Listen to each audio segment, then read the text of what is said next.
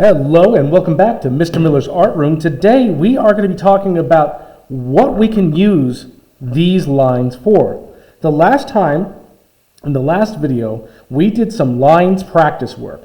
There are different kinds of lines. There are vertical lines, horizontal, diagonal, zigzag, curved lines, dotted lines, thick and thin lines. All of these lines are the basis of drawing shapes. Shapes are really important because they are the basis from which we draw pictures. If we can learn to draw these different shapes using a variety of different kinds of lines, we can draw almost anything by combining these shapes together on, say, a piece of paper or a canvas. Yes, well, Mr. Miller, all that seems well and good, but these shapes seem rather complicated. I'll admit some of these shapes are more complicated than others, but if we just break it down into the basic lines that we utilized, we can describe these shapes. For instance, what is this shape called, Mr. Monocle? Well, that's clearly a square. Well, a square is composed of two vertical lines and two horizontal lines. And all the lines are just about the same size. Whereas this particular shape, A rectangle. that's correct. A rectangle is like a square, but two of the sides are longer than the other two. This particular rectangle is a horizontal rectangle. It has two long horizontal lines and two shorter vertical lines. A shape doesn't become a shape until there's an inside and an outside. So all the lines have to connect together. But what I've done is come up with a very special piece of paper that's going to help us practice our shapes. This is our shapes practice paper. It looks like just a bunch of dots, Mr. Miller. Well, they are just a bunch of dots, but they're dots with a reason.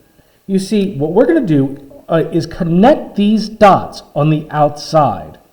For instance, this is going to be a square. The reason I know that is because each of these dots are in four different corners and they're about the equal length from each other. So if I follow one dot to the next, My word, Mr. Miller, that is a square.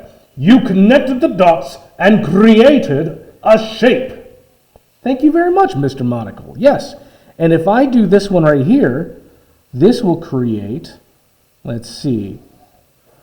Everybody tell me what this is. A rectangle.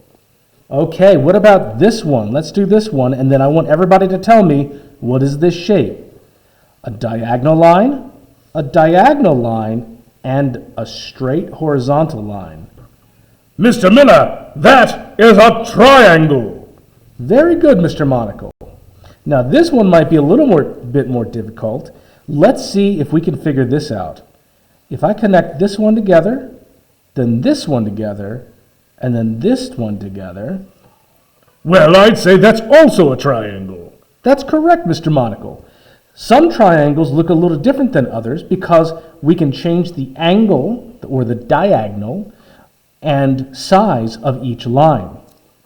Now, these shapes look a little bit more clear, but the reason there's a lot more dots there is because when we draw a curved line, and as a reminder, these are some curved lines.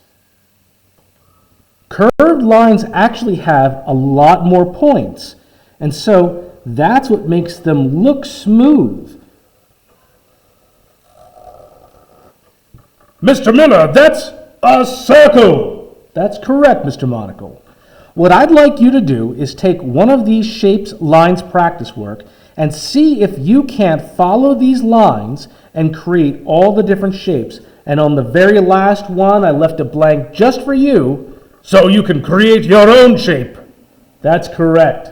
Now, thank you very much for checking this out. I cannot wait to see what you've put together. And then after this, we're going to create a design utilizing shapes. Thank you very much and have a good day. We said good day.